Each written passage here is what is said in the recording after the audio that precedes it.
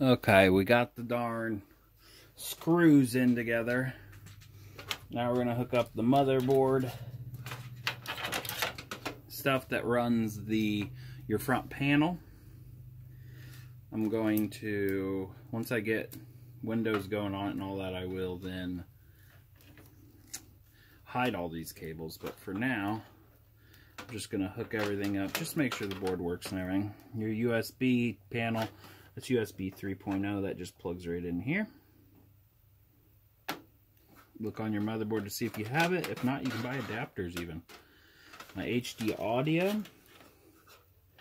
It's down on audio and it has a blank spot. Make sure you have the blank spot in the correct spot or it could hurt your motherboard. Plugged right in. I don't know if you guys could see that. Forgot I'm on camera sometimes, even though I'm talking to him. And you got a USB header. USBs, that is not the USBs. That's the USB. It also has a dead spot where there's nothing in it. Just plug that in right. There you go. Then for these, the marvelous ones, you got HDD. You have a positive and a negative. If you get them backwards, it doesn't really care. It just lights up a light. Make sure you do get them right or it won't light up. Your reset switch and your power switch. If you never want your reset switch to work, don't plug it in. This board, which is why I love Gigabyte boards. I used to hate them. They used to be my worst. I don't know if you guys can see on there, but that white area is where I got to plug all these in. There's really fine print around this. And around that, it tells you the exact same words as what this says. I'm going to be rude and put my head right in front of this and try to do it.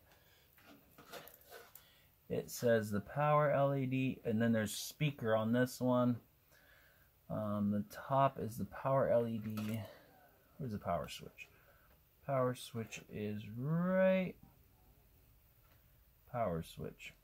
Right there. So it says power LED positive. Kind of weird, it's got 3 spots. Reset switch is right below it. So fine print. H LED, H negative.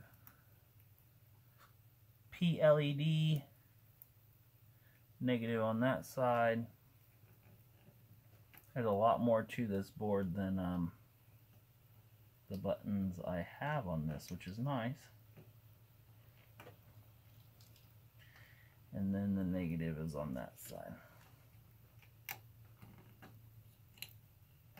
There. Don't know if you guys can see that or seen while I was putting them in, but that should be the correct way. And when I plug in the power supply, it should just turn right on.